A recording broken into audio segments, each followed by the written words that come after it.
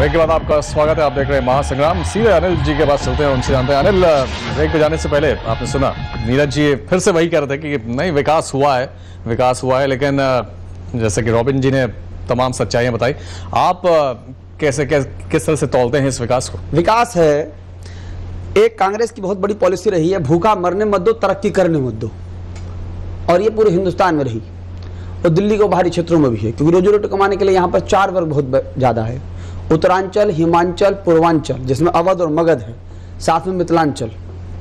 और मैं ये भी कहूँगा कि 15 वर्षों में दिल्ली की तस्वीर भी चेंज होगी, क्योंकि जिस प्रकार से डिजास्टर मैनेजमेंट रहा है दिल्ली की सरकार का इन लोगों के लिए, उस पर इनको तरक्की नहीं मिली है।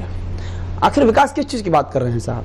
दिल्ली जहां पर कॉमनवेल्थ गेम मनाया जाने की बात कही जा रही है और विश्व में ढिंढोरा पीटा जा रहा है, आश्चर्यजनक रूप से एक ऐसी विधानसभा है जहां पर 96% हिस्से पे लोग टैंकरों के पानी पे डिपेंड हैं, और उसमें भी बर्फ की फैक्ट्री में पानी बिक जाता है, रेस्टोरेंट में पानी बिक जाता है। इनके जो मातहत कर्मचारी एक दूसरे की बात मानने को तैयार नहीं है, क्योंकि उनकी 15 वर्षों के अंदर जो इस प्रकार से एक सिस्टम बन गया है, ऊपर सरकार कांग्रेस की है, दिल्ली की सरकार कांग्रेस की है, और अगर हम यहाँ काम करना चाहते हैं तो इस प्रकार की स्थिति से लड़ना पड़ता है। रोजाना 500-1000 आदमी आते हैं हमारे पास, 300 आदमी गाली दे के जाते हैं। वो हमको नहीं देते हैं गाली, कांग्रेस की पॉलिसी को देते हैं, कहते हैं कि आप विधायक नहीं रखता हूँ, क्योंकि सरकार जनता बनाती है, सरकार मैं और आप नहीं बनाते, सरकार मत से बनती है। और पिछले 3 बार में कांग्रेस, दिल्ली की जनता ने कांग्रेस की सरकार बार यही सवाल आता है। रॉबिन, मैं ऐड करना चाहता हूँ कि आपने बड़ा अच्छा सवाल बोला इन्होंने कि जनता बनाती है। मुझे लगता है कि जब आप आज के आंकड़े देखेंगे कि कितने लोग एक्चुअली में वोट कर रहे हैं और कितने नहीं कर रहे हैं, तो रियलिटी अब ऐसी हो चुकी है कि मैं काफी लोगों से पूछता हूँ कि आप वोट करेंगे, वो बोलते हैं मेरे वोट का तो कोई मतलब ही नहीं है, मेरा काउंट ही नहीं करता। तो मैंने कहा क्यों नहीं ऐसा? कहते हैं मुझे यही नहीं पता कि ये पॉलिटिकल पार्टी अगर बनेगी, पावर में आएगी, किस पार्टी के साथ होगी, किस प्रिंसिपल पे खड़ी होगी। तो ये एक ऐसा इश्यू हो चुका है। मुझे तो लगता है कि अब आगे जाके ऐसा करना चाहिए इलेक्शन कमिश्नर को कि एक या वोटिंग कंपल्सरी करके हर वोटर को एक चॉइस देनी चाहिए, नन ऑफ द अबव, क्योंकि चांसेस हैं कि ये भी होगा कि 60% लोग ये कहेंगे कि हमें किसी को वोट नहीं करना है। 49O का एक प्रावधान है जिसमें आप जाकर ये लिख सकते हैं कि आप मुद्दा भटक गया। जी 18 साल का अधिकार राजीव गांधी ने दिया, कांग्रेस ने दिया। आज उसी पे वापस लौट जाते हैं। यही प्रॉब्लम है। हिंदुस्तान के लोग जो हैं, आज युवा वर्ग जिस तरीके से वोट डाल रहा है दिल्ली में कांग्रेस, चलिए वो उस पे बाद में बात करेंगे। नीरज जी, तीसरी बार चुनाव जीत के आने की जो बात है, वो ऐसा लगता है जैसे कि कांग्रेस सरकार ने टेकन फॉर ग्रांटेड ले लिया है। वो लगता है कि अगर हम तीसरी बार चुन के आए हैं, यानी हम जो नारा दे रहे हैं विकास का, उसको लोग मान रहे हैं, जबकि हकीकत कहीं और है। वोट देने के बहुत सारे कारण हो सकते हैं, सिर्फ यही नहीं है कि विकास के मुद्दे पर ही वोट दिए जाते हैं, जैसे कि सब जानते हैं। आज विकास का मामला देखिए, ये कहीं पर भी चले जाइए, एजुकेशन का मैटर हो, चाहे औद्योगिक क्रांति की बात हो, चाहे कंप्यूटर हो, चाहे हम लोगों ने कम्युनिकेशन को फास्ट करके दिया। अगर कंप्यूटर की बात होती है तो राजीव गांधी का नाम लिया जाता है। देखिए, कम्युनिकेशन की बात राजीव से शुरू होंगे फिर गांधी पे खत्म हो जाएंगे, ये कोई बात है?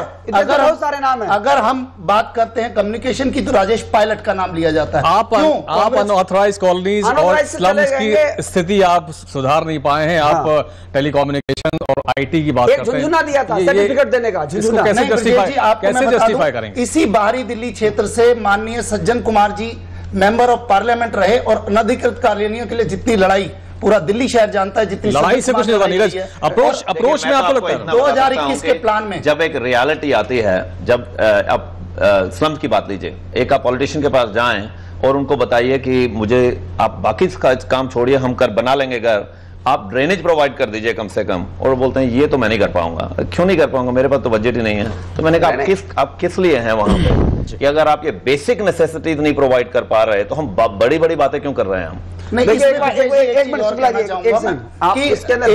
बड़ी ड्रेनेज सिस्टम की जो बात की है, आश्चर्यजनक है यार। आप 3 बार से सरकार आप में है आपकी, आके आप तुलना कीजिए गुजरात की सरकार से दिल्ली की सरकार का। जिस सूरत को प्लेग ने खा गया था, आज सूरत वो अंतर्राष्ट्रीय स्तर पर चमकता है, और दिल्ली के अंदर बाहरी दिल्ली का जो क्षेत्र है, वहां पर आदमी अपनी मूलभूत आवश्यकताओं की पूर्ति से वंचित रहेगा। ये न्याय है क्या? आखिर ड्रेनेज सिस्टम की जो इन्होंने बात कही है, हम बोलते हैं वहां पर दिल्ली जल बोर्ड के अंदर का ड्रेनेज उपलब्ध कराइए, वो कहते हैं हमारा उपलब्ध नहीं है, क्योंकि पानी की पाइपलाइन नहीं डली है, तो ड्रेनेज की पाइपलाइन कैसे डलेगी? और आखिर मुझे समझ में नहीं आता, बात जब मुद्दे की होती है, विकास की होती है, गुड गवर्नेंस की होती है, तो ये गांधी फैमिली कहां से आ जाती है? गांधी जी शुरू हुए, गांधी जी पे खत्म हो गए। नीरज जी, जब भी पानी की बात होती है, पानी तो एक ऐसा मुद्दा हो गया, ऐसा लगता है कि पूरी दिल्ली में इससे त्रस्त है। खासकर अगर नॉर्थ वेस्ट की हम बात करें, जैसा कि सुमन भी कह रहे थे कि सबसे बड़ा मुद्दा है पानी। जब भी पानी की बात होती है तो चुनाव के वक्त ऐसी बातें की जाती है कि मुनक नहर आ रही है, पाइपलाइन बिछाई जा रही है, लेकिन फिर उसके बाद सब वैसा ही हो जाता है। बवाना के अंदर सीवेज प्लांट लगा, वाटर प्लांट वहां पर लग रहा है, और शायद आपको भी, अगर दिल्ली में आप हैं तो एक चीज पूरा हिंदुस्तान जानता है दिल्ली के बारे में, कि दिल्ली का हवा और पानी अपना नहीं है। बर्फ शिमला में पड़ती है, ठंड दिल्ली में पड़ती है, गर्मी जयपुर में पड़ती है, दिल्ली में। दिल्ली का पानी अपना नहीं है, हम दूसरे राज्यों पे डिपेंड है। आपके ही लीडर्स हैं बहुत सारे जो ये कहते हैं कि 30% पानी जो है वो वेस्ट हो जाता है, अगर उसको ठीक से मैनेज किया जाए तो शायद बहुतों की प्यास हो सकती है। गवर्नमेंट भी तो कांग्रेस का है, इन दोनों में कोऑर्डिनेशन नहीं है, ये दोनों झगड़ा करते हैं आपस में। वहां का पानी हैदरपुर प्लांट का कभी झगड़ा है, कभी सोनिया गांधी ट्रीटमेंट प्लांट का, सोनिया ट्रीटमेंट प्लांट का झगड़ा है, आपस में कोऑर्डिनेशन। इधर मायावती आ गई, ये वैसे झगड़ते रहते हैं, हमारी ये वैसे झगड़ते रहते हैं। पार्टियां ये चाहती हैं कि छू मंतर जो सरकार कॉमनवेल्थ गेम का सपना देखेगी और वो आकर के दिल्ली के अंदर पानी उपलब्ध नहीं कराएगी, तो शर्मसार ऐसी होना चाहिए ऐसे सरकार को। आप स्विमिंग पूल बनाएंगे 30 करोड़ रुपए का, जिसमें लोग सब स्विमिंग करेगा, मैं पानी नहीं पिएगा। मैं अनिल जी की इस बात से इसलिए सहमत नहीं हूं, फिर वही बात आती है कि 3 बार दिल्ली की सरकार, दिल्ली में झूठ धपा करके जीते थे, चाहे, और वोट जनता ने दिया है। नीरज, मेरा एक सवाल है आपसे। आपने मुझे ये बताइए कि ये जो कॉमनवेल्थ गेम्स हम 2010 में कर रहे हैं और इतना बड़ा बजट है, इससे क्या मिलेगा हमारे देश को, दिल्ली को क्या मिलेगा इससे? मुझे मसाला माल मिलेगा, आप इसका फायदा बताइए। नहीं, ये भी ख्याल करिए कि इसको ये करने के लिए हमने लाखों लोगों को यमुना पुष्कर से उठा के फेंक दिया है। कहाँ? हमने उनको रहने की जगह दी है, आपने जगह नहीं दी उनको, आपने उनको जगह, मैं जवाब देता हूँ उसका, आपने उनको जगह नहीं दी, आपने उनको एक 10 बाय 12 फीट की कई लोगों को जगह दी, 10 की फैमिली को, और उनको बोला कि आप 5000 रुपए दे दीजिए। वो 5000 रुपए लेने के लिए उसने भीख मांग के एक साहूकार से पैसा लिया 150% इंटरेस्ट पे 1 साल के। तो आज लोग वहां पे बंधुआ मजदूर बन चुके हैं वहां पे, जो कि 84 इसी सवाल पर मारने वाले। सहमत इसलिए भी नहीं हूं कि हमारे देश के प्रधानमंत्री, नीरज, ये एक वक्त और हो गया, छोटे से ब्रेक पे जाने से पहले ये सवाल हम आप सभी के लिए रख देते हैं कि अप्रोच की अगर हम बात करें, ये सारी जो चर्चा हो रही है कि कुछ भी नहीं किया गया है, तो खामी कहाँ है? क्या अप्रोच गलत है या ईमानदारी की कहीं ना कहीं कमी है? इस पर हम बात करेंगे। छोटा सा ब्रेक लेते हैं, जल्द वापस।